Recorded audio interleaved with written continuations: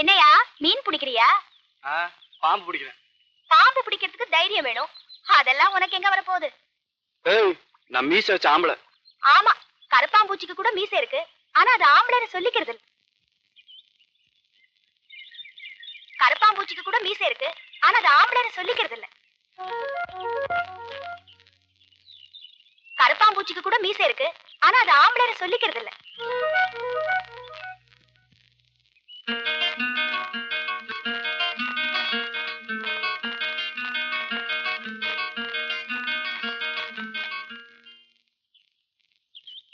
அதுக்கு சரியா புல்லு கூட வாங்கி போட்டு இருக்க மாட்டேன். எவன் விட்டு தோட்டத்துல மேயதோ போய் பாருப்போ.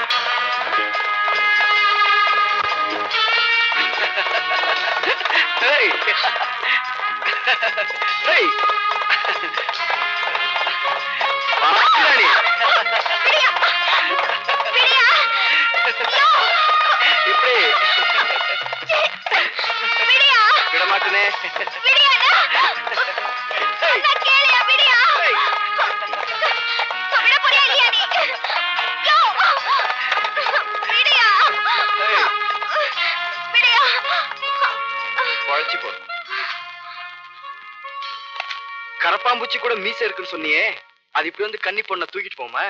குதிரையை திருடினதும் இல்லாம வீராப்ப பேசுறியா? சண்டா போயா.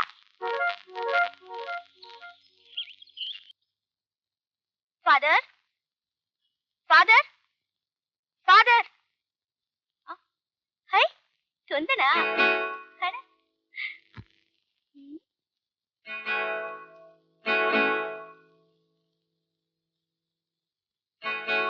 ஏய், என்னது?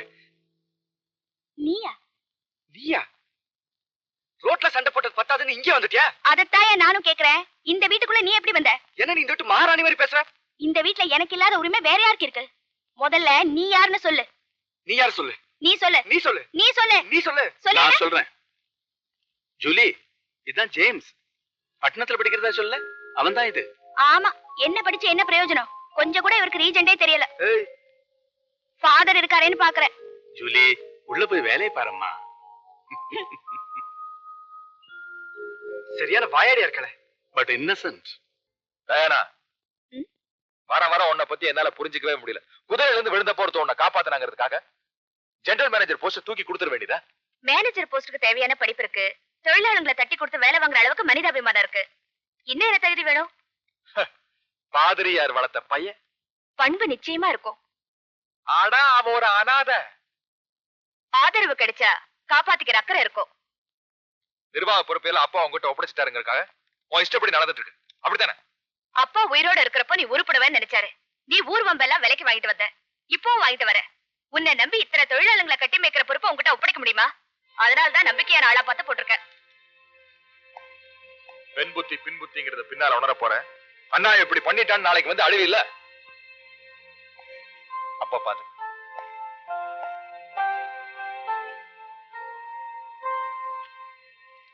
குதிரை, அதுக்கு ஒரு ஓனர், அவங்கிட்ட கை நீட்டி சம்பளம் வாங்குறது, இதெல்லாம் எனக்கு கொஞ்சம் கூட பிடிக்கலப்பா. திடீர் பணக்காரன் ஆகணும், அதுக்கு ஒரு ஐடியா சொல்லுங்க. அண்ணே, இந்த திடீர் ரசம், திடீர் சாம்பார் இதெல்லாம் பண்ணலாம். திடீர் பணக்காரனா எப்படி ஆவறது? வழி இருக்கு. என்ன?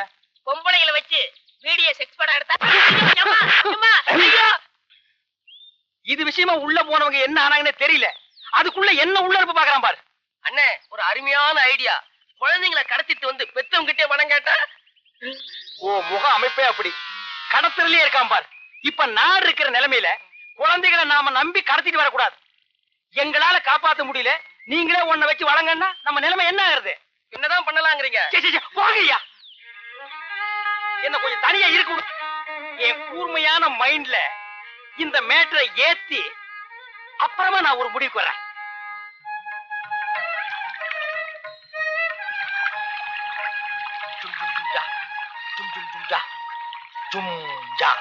அண்ணே, கேவலம் காதல் தோல்விக்காக தொழிலை விட்டுட்டு சாமியாரா கூடாதுண்ணே.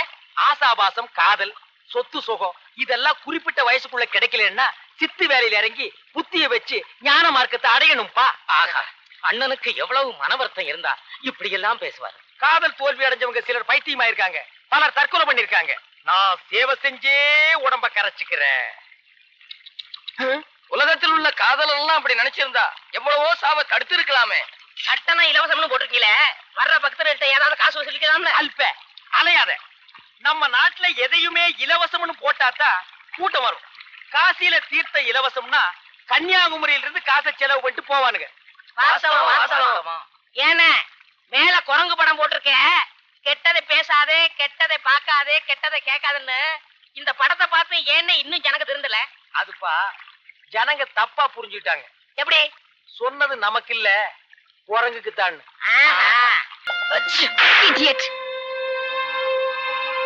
உனக்கெல்லாம் ஏன் தும்மல் வருது? தும்மல் வந்தா வீட்லயே தும்மிட்டு வரணும்.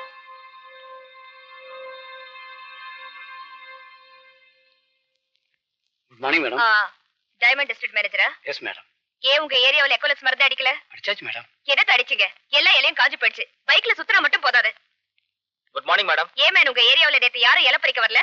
மாரியம்மன் கோயில்ல கஞ்சி ஊத்துற திருவிழான்னு தொழிலாளிங்க எல்லாம் லீவ் எடுத்துட்டாங்க மேடம். ஏ, சாமி நேத்தே கஞ்சி ஊத்த சொல்லிச்சாமா? இன்னைக்கு ஊத்துற குடிக்காதாமா? எல்லாரையும் டிஸ்மிஸ் பண்ணுங்க. Madam, Do what I say. ஏன்பா ஃபயர் அவுட் ஸ்காசிட்டி? ஒரு லேபர் கை அறுத்துட்டா மேடம். அவனை கொண்டு போய் பாய்லர்ல போடுங்க. யார்கிட்ட என்ன கேட்டாலும் ஒரு காரணம் சொல்லிடுவீங்க. Get out. Get out all of you.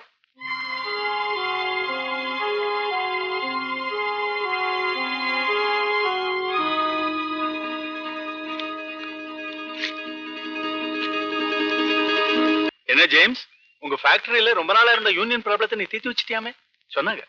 ரொம்ப சந்தோஷம். எல்லாம் உங்க ஆசீர்வாதம் ஃபாதர். இந்த தேவாலயம் தான் எனக்கு சரணாலயம். உண்மையில நீ என்கிட்ட ஆசீர்வாதம் வாங்குறத விட கோயில் பிள்ளை கிட்ட தான் வாங்கணும். ஏன்னா என்னை விட அதிகமா அவர் தானே உன்னை தோள் மேல தூக்கி வளர்த்திருக்காரு. என்னமோ தெரியல, அவருக்கு உன் மேல இனம் புரியாத ஒரு பாசம் இருக்கிறத நான் உணர்றேன். ஐயா, என்ன ஆசீர்வாதம் பண்ணுங்க. உன்னை ஆசீர்வாதம் பண்றதுக்கு எனக்கு என்ன இருக்கிறதே இருக்குப்பா.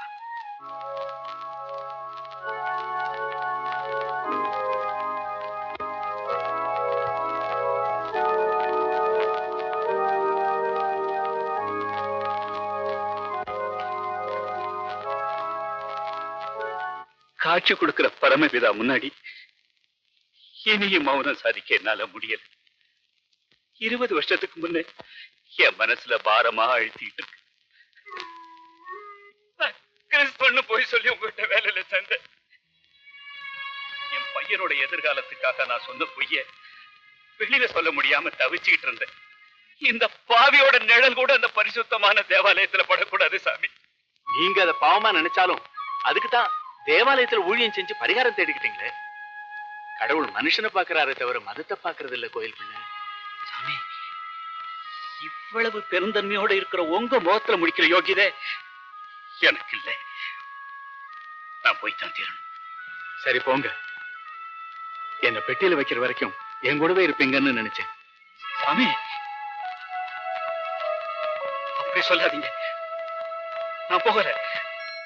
மாதாவுக்கு மணி அடிக்கிறத விட்டுட்டு நான் போக நினைச்சது தப்புதான். வாங்க. ரயானா, உள்ள யூனியன் லீடர்ஸ் மீட்டிங் நடந்துட்டு இருக்கு. நீ இங்க உட்கார்ந்து இருக்க. ஆமா, நம்ம சார்பா யார் தான் பேசுறாங்க? ஜேம்ஸ், ஜேம்ஸ்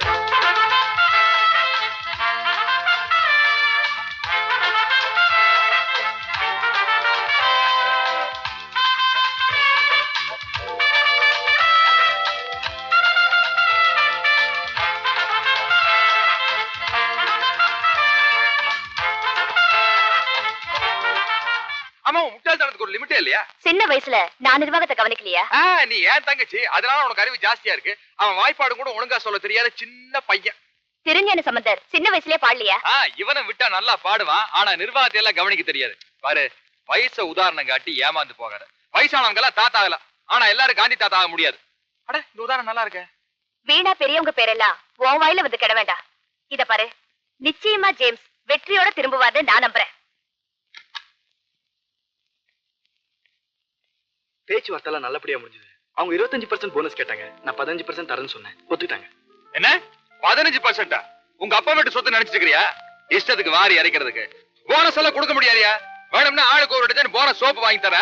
நீ தொழிலாளி தானே, அதான் அவங்களோட சேர்ந்துட்ட. இத பாருங்க, நான் முதலாளி காலுக்கு செருப்பா இருக்க மாட்டேன், தொழிலாளி காலுக்கு நெருப்பாவும் இருக்க மாட்டேன்.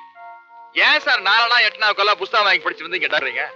உன் முகத்துல கரீத்தா பூசுவார் நினைச்சிட்டு இருந்தேன், நல்ல தாராவே பூசிட்டாரு. ஆக மொத்தம் நல்லா உன்னை ஏமாத்திட்டாரு. உண்மைதான். இந்த பிரச்சனை முடிய மாசக்கணக்கா ஆயிடுமோன்னு பயந்துட்டு இருந்தேன். ஒரே நாள்ல முடிச்சு என்னை ஏமாத்திட்டாரு. முதல்ல உன்னை ஒரு நல்ல டாக்டர் கிட்ட காட்டணும். மிஸ்டர் ஜிஎம் பாட்டுங்களா? நேரண்டா. அண்ணன் பேசுறத மனசுல வச்சுக்காதீங்க. It's all right madam. வாங்க போலாம்.